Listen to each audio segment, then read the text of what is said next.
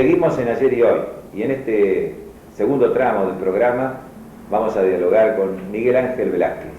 ¿Qué tal? ¿Cómo le va, profesor? Muy bien, Roberto, acá estamos, encantados de poder acompañarte y la verdad que creo que es una muy buena idea que hayas iniciado este ciclo, que no me cabe la menor duda que va a ser todo un éxito teniendo en cuenta tu experiencia en la parte televisiva y el éxito que te ha acompañado. Gracias por los augurios y el empuje, ¿no? Pero es una forma de recordar el pasado hoy, no dejarlo para mañana, sino que creo que tenemos la obligación de transmitir qué se hizo antes y qué sirve de antes para hoy, ¿no? Porque uno quiere, parece como que estuviera cortada la transmisión del ayer al hoy. El hoy no sabe mucho qué pasó ayer, y sin embargo hubo luces de colores como hoy, hubo gente capacitada, hubo gente que triunfó en el deporte, y yo creo que podemos hacer retratos deportivos con sus propios protagonistas que los cuenten hoy lo que hicieron ayer. ¿Y Miguel Ángel Velázquez alguna vez eligió el básquet de muy chico o no? Y la verdad que sí, coincidió un poco con el cambio de domicilio. Nosotros vivíamos en calle Corrientes, ahí frente a la librería Yensa, y nos cambiamos a calle La Prida, a la vuelta de ciclistas, y eso fue allá por el año 50. Así que como consecuencia de eso, y que digamos teníamos un pariente vinculado al club que jugaba a la pelota paleta, Luis Badano, prácticamente diríamos que apenas llegamos nos ubicamos en ciclista y ahí fue precisamente que empezó el básquet. ¿Desde abajo, de infantil? Desde infantil, exacto, junto con mi hermano que digamos es 3 años menores, pero él, Luis. Digamos Luis, exacto, empezó digamos también. Y la verdad que yo diría que muy bien porque se dio una situación muy particular que justo ese primer año llegamos a salir campeones de infantil menor. ¿En el año del debut? En el año del debut, sí. ¿Y Miguel qué dijo? ¿Este es mi deporte? Sí, yo te diría que sí. Además que en ese momento, digamos, mi actividad deportiva, podríamos decir que era nulo, sacando un poco lo que hacíamos en la escuela normal. Y el hecho de que en la casa anterior era muy grande, una casa con 60 metros de fondo, y lo único que teníamos medio armado ahí era en el fondo una cancha de bochas y adelante una cancha de fútbol. Así que... De las bochas y el fútbol al básquet. Exacto, exacto. Y fíjate vos que también ahí un poco se dio situación de que con chicos amigos, compañeros de la escuela normal, te puedo dar el caso por ejemplo de Fernando Gán, a raíz que él digamos hacía básquet con el Club Peñarol, a raíz de esa amistad y que empezamos a hacer básquet nosotros en ciclistas, se vino también a ciclista y bueno, y ahí se dio la situación esa que ¿Y cómo era el básquetbol en ese tiempo? ¿Era muy difundido? ¿Había muchos clubes? Mira, yo te diría que en líneas generales los clubes eran muy similares en número al que hay en este momento. Alguno desapareció, vos te debes tener presente, por ejemplo, Estrella, que en un momento dado estuvo en la primera en alguna época, ¿no? Sí, exacto, jugaba Gallego Plana, una gloria dentro del básquetbol paranaense. Después, ¿qué otro club te puedo nombrar de los desaparecidos? Sirio Libanés, que estaba en calle España. Pero el resto prácticamente eran casi los mismos que hacen básquetbol en este momento, exacto. Y desde el punto de vista de difusión, yo te diría que quizás a lo mejor me animaría a decir que tenía más difusión que... A pesar de que había menos medios. Claro, es decir, la difusión fundamentalmente estaba un poco a través de la radio y de los diarios. Pero, por ejemplo, caso concreto de infantil, de llegarte a sacar crónicas o síntesis de los partidos que jugaban todos los equipos. Cosa que en este momento, claro, es materialmente imposible porque, digamos, la gama o el espectro deportivo es muy grande. Entonces, no solo tienen que ubicarse en el aspecto local, sino también en el provincial, nacional e internacional. Y ahí comenzó su carrera basquetbolística en Miguel Ángel Velázquez. Exacto. ¿Era buen alumno? Sí, a tal punto de que era el abanderado de la primaria de la escuela normal. No había muchos varones en la escuela normal en esa época, ¿no? No, fíjate vos que en primaria, es decir, siempre diría que eran un poco menos que las mujeres, pero la diferencia mayor se daba en el secundario. Ahí sí, digamos, era bastante considerable. ¿Y fue creciendo en ciclista o cambiaste de club? Pero mira, en ciclista estuve prácticamente casi un año nada más y digamos un poco ahí por una determinada situación que se me dio y la amistad que tuve con un chico Rodríguez, Raúl Rodríguez, que nos conocimos al ingresar en la Escuela de Comercio. Bueno, ahí cambié y estuve en Echagüe. Y en Echagüe estuve varios años, inclusive, digamos, prácticamente hasta que terminé el profesorado. ¿De educación física? Exacto, ¿Santa Fe? exacto. No, en Buenos Aires. Buenos Aires. Santa Fe fue posterior, recién empezó en el 60. Y yo el profesorado lo comencé en el 56, o sea que terminé el 58. Cuando, digamos, el último año del profesorado, o sea que antes de finalizar la carrera, ahí fue que resolví volver a ciclista. Al viejo amor. Exacto. Ya en primera. Claro, por supuesto, porque ya en ese momento, digamos, inclusive ciclista ese año logró el primer título oficial en primera división. No tuve nada que ver yo, no fui partícipe en absoluto, con un grupo, digamos, de muy buenos jugadores. Que fueron tus compañeros. Y después. Que fueron posteriormente mis compañeros, exacto. A tal punto que fíjate vos, en julio de ese año del 58, los pases de esa época eran en junio. Cuando vengo de vacaciones a Paraná, casualmente con ellos hicimos un viaje a Rosario del Tala, jugar con Peñarol, que en una época tenía muy buenos equipos, y bueno, o sea que ahí volví otra vez a vestir la casaca verde. Y después seguiste en primera. Y después sí. ¿Y ciclista tuvo torneos interprovinciales importantes? Sí, la verdad que sí. Algo así como una asociación de clubes muy primaria que hubo. Claro, bueno, ciclista inicialmente, digamos, como consecuencia de ser campeón local, participaba en los torneos de campeones provinciales. Claro. Bueno, ahí se ganó un primer año, se ganó un torneo en San Salvador, y eso dio lugar a la posibilidad de participar en 2 campeonatos nacionales del Club de Campeones. En el año 60 fue en Catamarca. Digamos, ahí creo que si la memoria no me falla terminamos ocupando un 5º lugar. ¿Y después? Y al año siguiente, al 61, que esa fue una muy buena actuación en Resistencia en Chaco, en el cual, digamos, nos clasificamos subcampeones argentinos perdiendo la final con Hindú de Resistencia. Había buenos jugadores. Sí, de hecho, es decir, digamos, los clubes que iban eran lo más granado, diría yo, del básquetbol nacional y normalmente si eran los clubes campeones de cada una de las provincias era porque tenían muy buena. ¿Te acordás del equipo ciclista? Sí, y digamos, en ese año la base fundamentalmente estaba dada por Rubén Franchini y Víctor Gastaldo, y Luis Ducase, Osmar Zona León y yo. Y vos. Exacto. Vos jugabas de cortada, ¿no? De contragolpe. Y era un poco mi especialidad. Sí. Siempre estaba corriendo para adelante. Sí. Lo que pasa que yo hice atletismo. Y precisamente mis especialidades eran velocidad y salto. Así que era bastante rápido.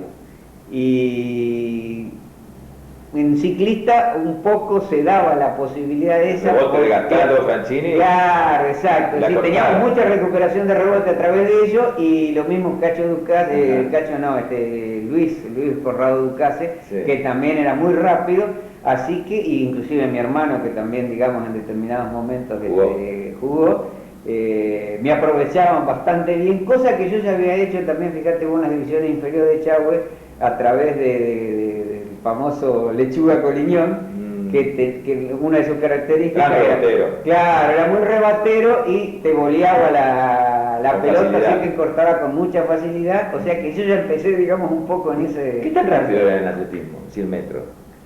Mira, digamos... ¿Ganaste alguna carrera? Sí, inclusive llegué a participar en torneos provinciales, en los intercolegiales que se hacían acá en Paraná, prácticamente. ¿Y salto en alto o salto en largo? No, salto en largo. Las marcas, digamos, bueno, andaban 5.50, después andaban 13 metros y medio en triple, 11.5 en 100 metros. Es decir, era una marca discreta, respetable. Sí, exacto, ¿cierto? Sí, tal cual. Cuando ya jugabas en primera, jugaste estos torneos nacionales de clubes y algunos provinciales, ya estabas trabajando como profesor de educación física. Claro, y yo te decía, yo me recibí en marzo del 59, y incluso el mismo día en que, digamos, tengo de fecha del título, ingresé acá en Paraná a trabajar en la Escuela de Comercio número 1 y en la Escuela Técnica número 1, la Francisco Ramírez. Y también simultáneamente en Diamante y al poco tiempo en una primaria. Y simultáneamente también empecé un poco con la actividad, digamos, de la parte de división térmica. En ese momento estaba Sportivo Urquiza, que no jugaba en primera división, sino que jugaba en segunda, entonces... Dirigía, claro, porque digamos, haber dirigido en primera es prácticamente imposible por el hecho de estar jugando. Pero entonces tomé Sportivo, inclusive después estuve también en Estudiantes, estuve en Robin. Tenía fama de ser un entrenador estudioso y muy exigente, disciplinaba mucho a tus jugadores. Claro, lo que pasa es que, digamos, en ese momento yo diría que... si bien es cierto, había muy buenos equipos de básquetbol en Paraná y muy buenos jugadores, quizás no había muchos entrenadores. Entonces, cuando yo vengo de Buenos Aires, de estar en un ambiente totalmente distinto, inclusive, te digo, jugando un poco, digamos, por otro, en clubes de Buenos Aires, jugué en el Círculo Italiano, jugué ¿Hiciste travesuras? ¿Hiciste alguna travesura? Sí, no vamos a decir que no, en Deportivo Español, por ejemplo. Entonces, claro, eso te ubicó en otro mundo totalmente diferente. Y eso me posibilitó, digamos, conectarme con gente que ya, digamos, estudiaba y veía el básquetbol de otra manera. ¿Y fuiste un innovador en los colegios secundarios creando el grupo básquet? Claro. Uno tenía educación física y daba de todo un poco. Correcto. Eso, digamos, un poco nació en la Escuela de Comercio y digamos, el alma mater en ese aspecto fue el profesor Héctor Malmierca, que él comenzó a trabajar en base escuadras deportivas. Entonces, bueno, luego de alguna evaluación que se le hacía a los chicos al ingreso en primer año, aquellos que se le veían condiciones o aquellos que ya estaban haciendo el deporte, los mandábamos directamente a grupos deportivos. Entonces, claro, evidentemente teníamos una gran ventaja por el hecho de que estamos dedicados exclusivamente a ese deporte, dejando de lado otra actividad deportiva. Y al margen de eso, digamos, las prácticas o los entrenamientos que hacíamos fuera horario de clase. Se fue, digamos, o armando una estructura basquetbolística linda y llegaste a tener un seleccionado juvenil en la Escuela de Comercio. Y te diría que antes se decía cadete mayor, cadete menor. Porque los torneos, digamos, eran por distintas categorías, y tenía una primera categoría que eran los menores, después había una segunda que era la cadete y una tercera que eran los juveniles. Y sí, porque incluso en algún momento se permitía, una vez que finalizaba el torneo local, hacer una especie de selección dentro de los colegios. Entonces, como vos decís, ahí prácticamente era casi una selección local. ¿Jugaste en los torneos sudamericanos? Y el 61 sí, tuvimos en primera instancia la satisfacción de ganar el campeonato argentino. ¿Con la Escuela de Comercio? Con la Escuela de Comercio, que se hizo en San Juan, donde participaron nada más que 24 equipos de todo el país, así que un torneo de realmente... Estaba ancho. Sí, no te voy a decir que no, fue quizás la primera gran alegría y gran satisfacción desde el punto de vista profesional. Imagínate que yo prácticamente, diría, recién salido del cascarón, 2 años de egreso, y salí el campeón argentino. Además, eso me catapultó, digamos, en el sentido de darme prestigio. Claro, exacto. A partir de eso me invitaron para dictar cursos de perfeccionamiento, no solo a nivel nacional, sino también internacional. O sea que fue un hecho muy lindo. Y como consecuencia de ese triunfo viene, ¿no es cierto?, la posibilidad de dirigir al equipo argentino que juega el torneo sudamericano en Chile, que fue lógicamente una muy buena experiencia. Prácticamente la base fueron 8 jugadores del equipo. ¿Te acordás los nombres?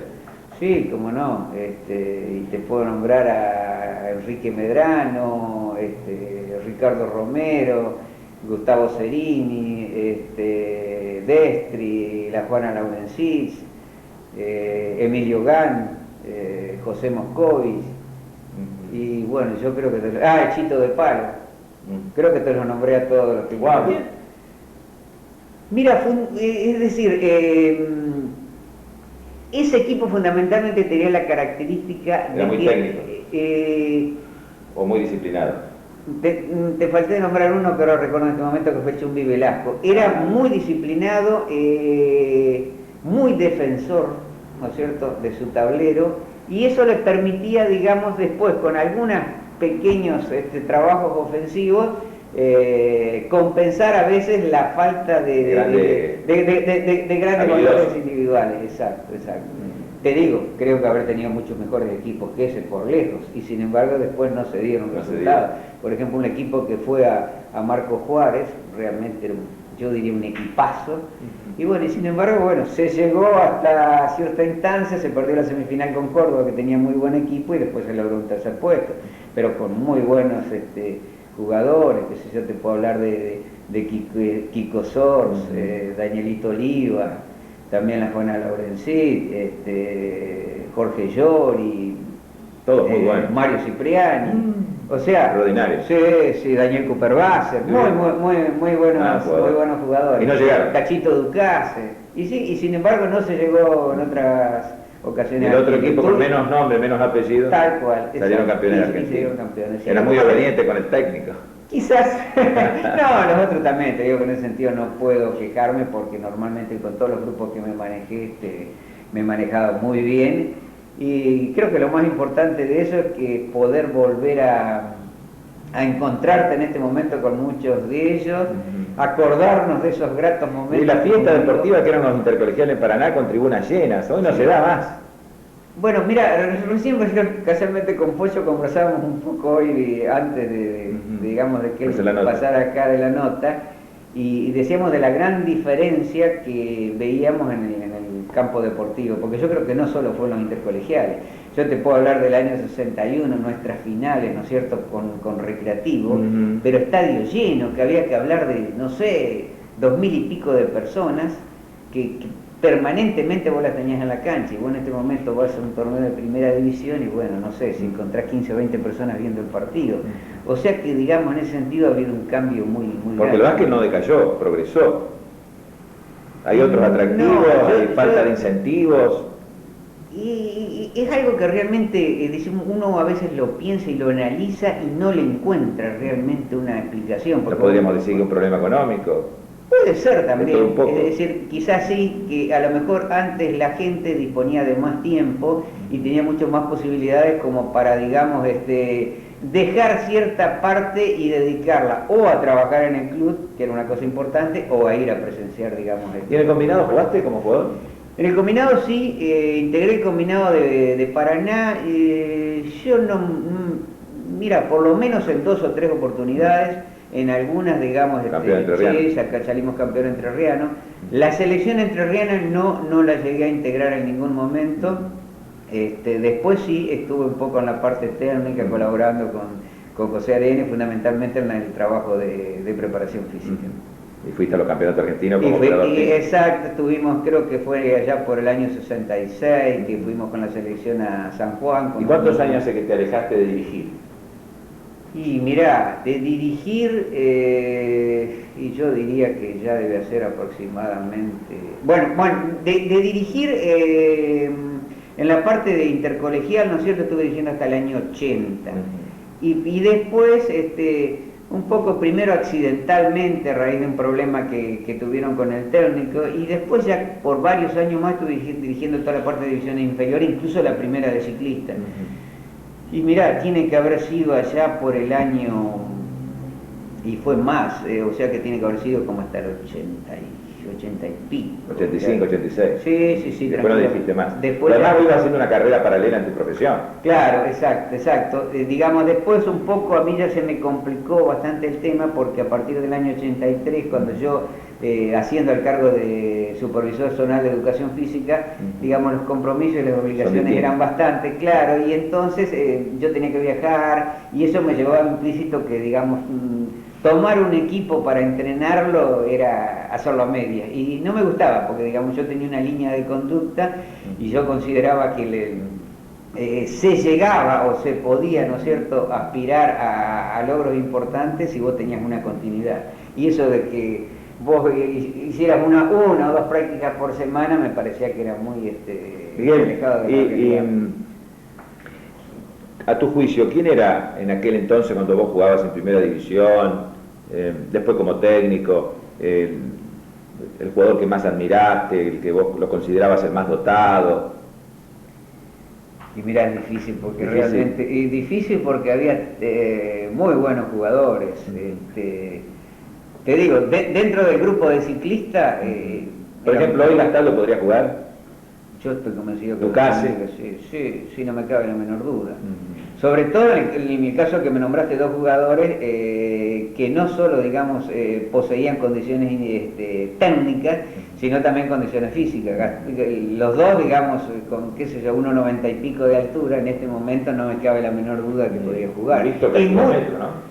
Y Víctor andaba... 98. Sí, como 1,98. Gran tapador.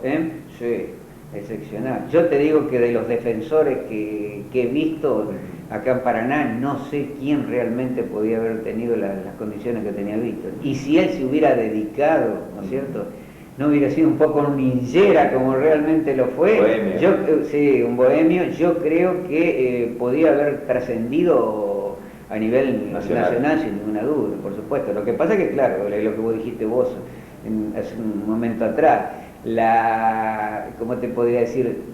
La trascendencia que tiene en este momento el básquetbol a través de la Liga Nacional es muy grande. ¿Te gusta la Liga? Mira, sí, veo los partidos, inclusive, digamos, en un momento determinado, cuando Chávez tuvo participación, lo seguía generalmente. La traída de jugadores extranjeros le ha dado, digamos, un beneficio muy grande y otro nivel. Se ha crecido. Por supuesto. Por ahí hay un descuido en divisiones inferiores, sí, hay el básquetbol lugareño. Claro, pero fíjate vos que eso quizás ocurre en algunos lugares, porque evidentemente los clubes que están en la élite tratan de captar precisamente a esos valores y asimilarlos a sus divisiones inferiores de tal manera que puedan tener algún recambio. Y fíjate vos que algún resultado evidentemente se está logrando porque si nos basamos a nivel internacional, ¿qué es lo que ocurre en las competencias sudamericanas? Vos tenés que en los últimos años, en las divisiones, digamos, desde juvenil para abajo, prácticamente Argentina está casi arrasando y ganando todas las competencias sudamericanas, ganando ya Brasil. No lo pudo hacer. Claro, que normalmente nos tenía de hijo sobre todo Brasil y Uruguay. Por eso te digo, fundamentalmente Brasil, y sin embargo, últimamente no se da esa situación. O sea que indudablemente en algunos lugares yo creo que se está trabajando bien. Miguel, por todo lo que has dicho, estoy seguro que vos estás muy conforme con lo que hiciste en el deporte. Mira, te tengo que decir que sí. ¿No te quedó por ahí alguna materia pendiente? No, digamos, alguna cosa sí, por ejemplo, que me quedó es el hecho de que no se me dio la posibilidad, por ejemplo, de haber dirigido acá alguna selección en Paraná, que creo honestamente que la merecía. Que me la merecía, sí. Inclusive te digo más, en algún momento hasta se llegó a cambiar la reglamentación que existía hasta ese momento de que el director técnico del equipo campeón le correspondía, sí. Quizá fue una desinteligencia en un momento dado con la diligencia local, pero te declaro que incluso no me arrepiento, porque digamos yo salí en defensa de los jugadores jóvenes, que interpretaba que no se los podía usar. Es decir, citarlos o convocarlos a una preselección. De relleno. Claro, que fueran a entrenarse y a practicar asiduamente, para después colocar en el plantel a figuras que ya estaban y que a lo mejor no habían ido a ninguna práctica, me parecía a mí que era una falta muy grande. Bueno, y eso lo hice notar y eso me costó un poco, ¿no es cierto?, el tema de haber sido marginado o dejado de lado. Sería lo único, digamos, que quedó un ahí. poco... Claro, exacto. Miguel, cerrando la nota, ¿cómo se integra tu familia? Bueno, mi señora negra, después 4 hijos, 2 varones y 2 mujeres. La mayor, Mónica Susana, tiene 28 años, es psicopedagoga, ya está casada, tiene un nieto de 8 años, Sí, así que ya somos abuelos. Después siguen los dos varones, Miguel Alejandro, que tiene 25, está trabajando en una empresa de turismo. Daniel Alfredo, 24, que es el que por lo menos sí está jugando, sí continúa. Los dos jugaron, pero Daniel sigue jugando en este momento en la primera de ciclista. Está trabajando y bueno, y si Dios quiere se recibe este año de visitador médico. Y la Benjamina, que es Carolina, tiene 16 años y está en cuarto año de la Escuela de Comercio. La mimada de la casa.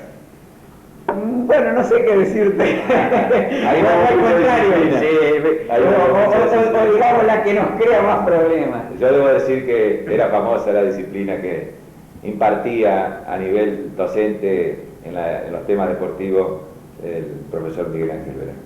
Realmente decir que ser dirigido por Velázquez en aquel entonces y pasar el examen era porque uno realmente hacía bien las cosas, porque no era tan fácil, no era muy fácil.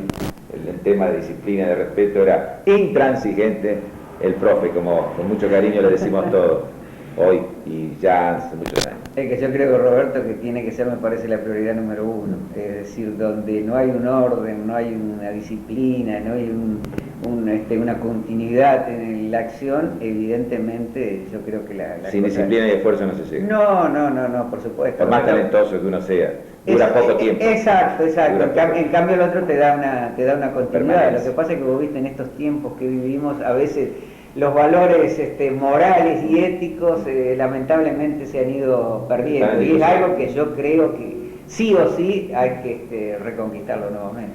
Gracias por tu tiempo. No, al contrario, Roberto, gracias a vos por esta invitación y nuevamente mucho éxito en este programa. Ojalá podamos. Necesitamos el apoyo de todos. Fue el cierre de nuestro primer programa. Ojalá haya sido del agrado de todos ustedes.